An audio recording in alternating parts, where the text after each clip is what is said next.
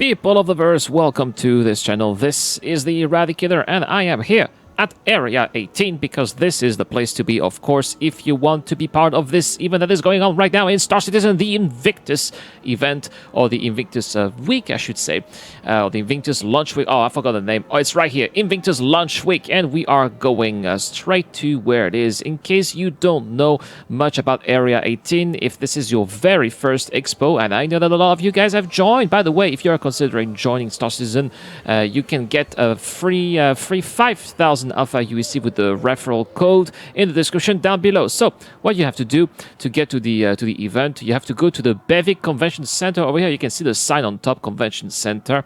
So don't go to the starport, it's not going to take you to the event. And there you go, the tram has just arrived. That is wonderful. It's opening the doors. But what is it? Tram arriving in 13 seconds, but it has already arrived yet. I hope that this is not one of those double trams, because unfortunately, guys, in Star Citizen Alpha 3.9.1, which is the patch that we are playing here, of course, we do know that this bug is still happening and has not been fixed by the devs, but it does seem like we are not stuck and we are indeed on our way to the convention center. So we'll be going there, and this is really a trip that I enjoy here in Area 18 because it's a different route, you know, as you don't really have always the same routine. When you go to the spaceport, you get to fly around different buildings. You can see that nice, interesting, full AC skyscraper over there. Like beautiful sun here, making that sky this gorgeous yellow hue here. And there it is, that giant round building, which is much bigger than what it actually looks like. You are going to see as our little tram here, or space shuttle, whatever it is engulfing itself into that tunnel, and that's when you really take a much better idea of the sheer size of that building. It is huge. But what we get to really explore here is the interior. Did I just see some holo soldiers? Oh yeah, I can see there's another one here on top. That's pretty cool. That's pretty cool. Looks like we are about to arrive here. So let's see what is available for us once we arrive at the convention center. This is the first time that I get there. Oh no. Oh no, this is not good. The NPCs are still standing on chairs. Gee, somebody please tell those NPCs that chairs are for sitting, not standing. Thank you very much. So, new NPCs here, hello. And these were some of the food stands that we did see last time. NPCs are not working at all. Can I have some of those delicious looking hamburgers? No, they are not interactable. The tacos are not interactable as well. What about the food portion here? No luck either, it appears. What a shame, what a shame. Nothing is interactable. I think that CIG here did miss the mark on something to show new players here how the food system would work. This is not really the best thing here. Another new NPC. Hello there. Not my type. And seems like we're gonna have some things to shop here, some shopping to do. It looks like those t-shirts are back. Ah, there is the oath, the naval oath. I'm gonna read it with you guys here. Hear and witness that I do solemnly pledge mind and body that I will serve and protect the United Empire of Earth against all who would seek to harm it and its people. That I will faithfully discharge the duties asked of me when called upon. I will defend the Empire with my life. That I will be the sword and the shield. That I will not falter nor fail, but fight and win. That I swear to do all in my power, and blah, blah, blah, blah, blah, blah. Yeah, a typical oath here. We're not there yet, guys. I hope that I will formally be able to say it when I start Squadron 42, which I cannot wait to play. What else do we have here? Some new t-shirts. Look at this new Invictus olive green. Not so sure about the Invictus olive green here. Not so sure about this color. I would have preferred a nice teal, which is more my cup of tea. Those models here, are those models for sale? Can we buy them? No, we can't. That's too bad. That's too bad. But that's okay. That's not really what we came for here. Oh, there's a new bomber jacket here. Oh yeah, Invictus flight jacket. I'm buying this. All right. I'm not sure if this is ever going to come back. Anyway, 800 Alpha UEC when you are a millionaire. That's okay. You can definitely buy that for 800 Alpha UEC. No worries. They even have the Invictus hat. I'm not going to go as far as getting the Invictus hat.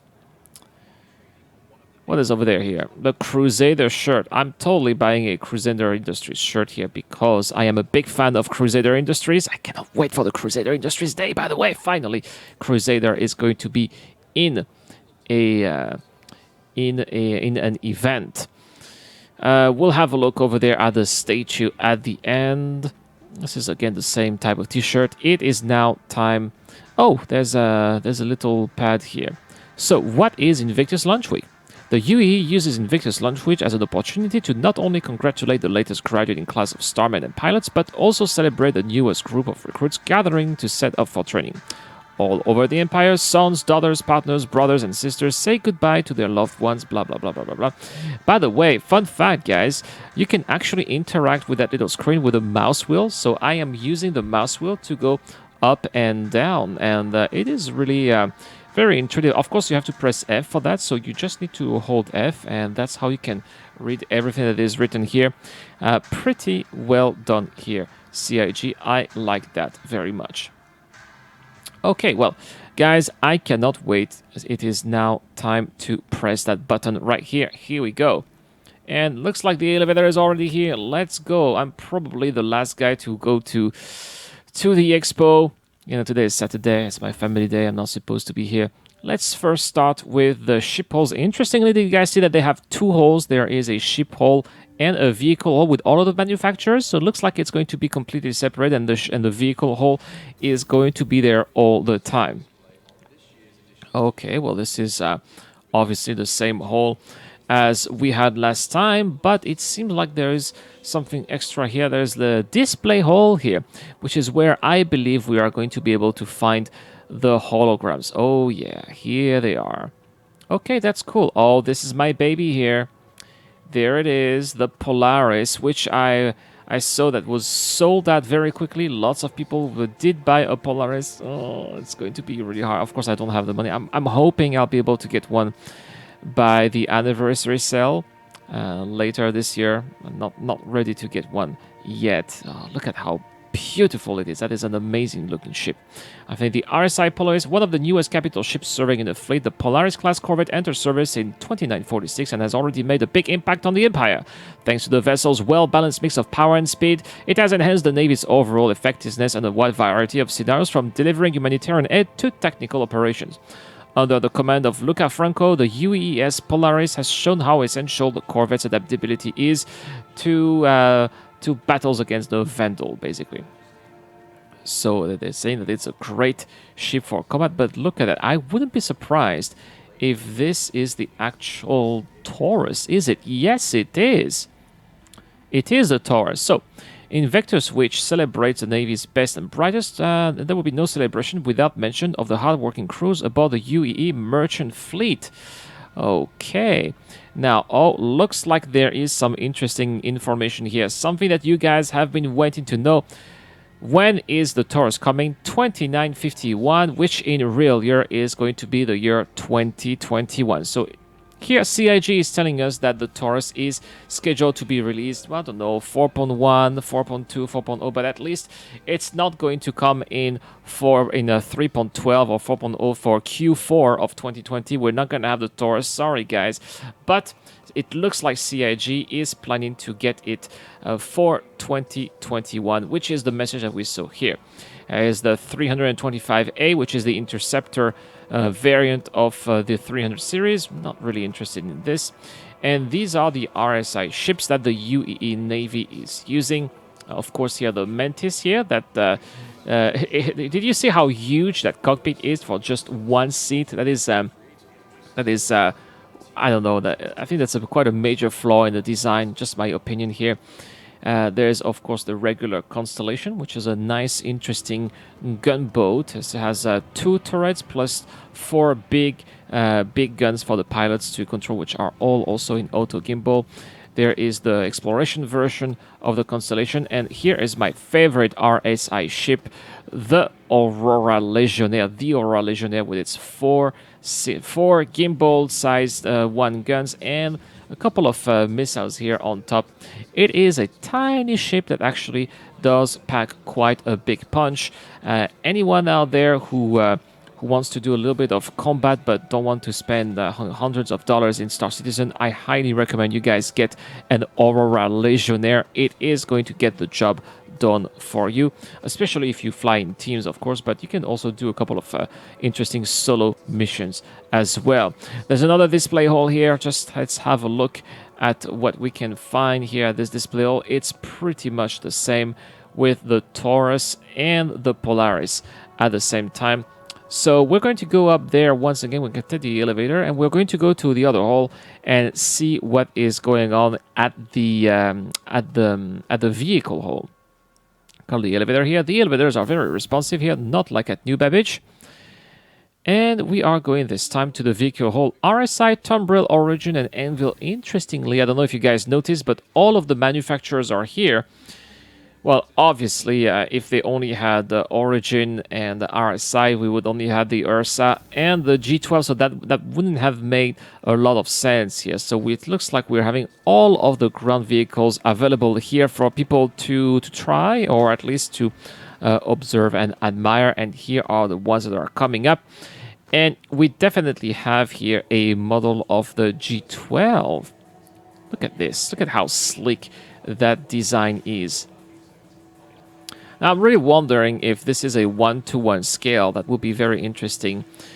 If this was indeed a 1-to-1 scale, that would mean that G12 wouldn't be so big after all.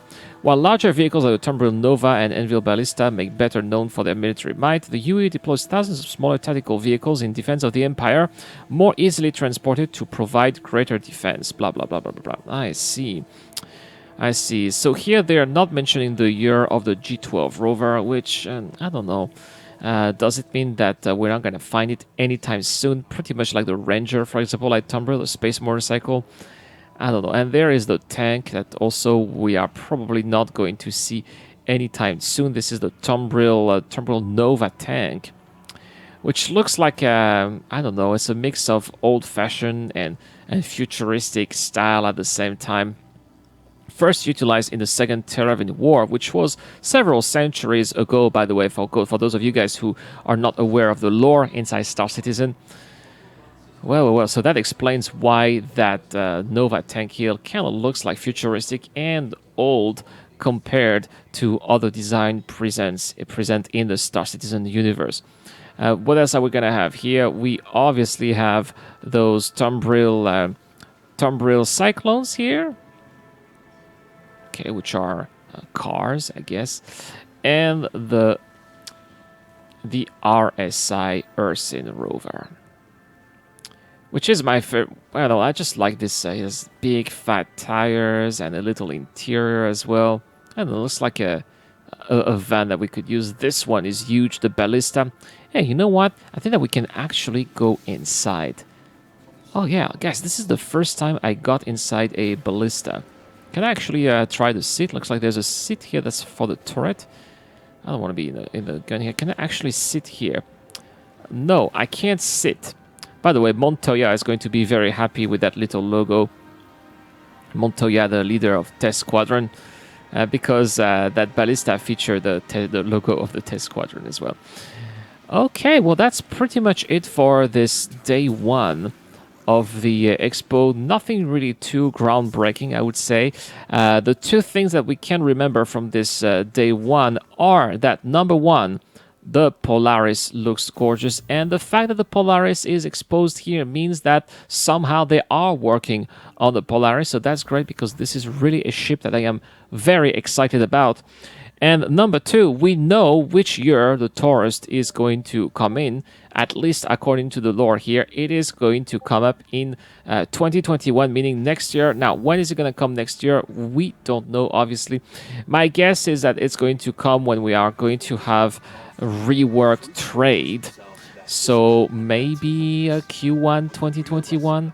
I would guess that this is a little bit optimistic, but that's a lot of people who are eagerly waiting for that Taurus. What I'm waiting for is Squadron 42. I am extremely inspired by those men here who are encouraging me to join. soon TM, I want to say. And that's all for this video, guys. Thank you so much for watching. Don't forget to hit that subscribe button and that like button, as it really helps this channel out. Any help is appreciated out there. I also have a giveaway. I'm giving away a 325A for all the subscribers to the channel, and thanks to the Matadors, I am giving away a Pisces as well to all people who are backers of this channel. I will see you guys tomorrow for a little roadmap update and some progress about the game. This is the Eradicator. I am signing out.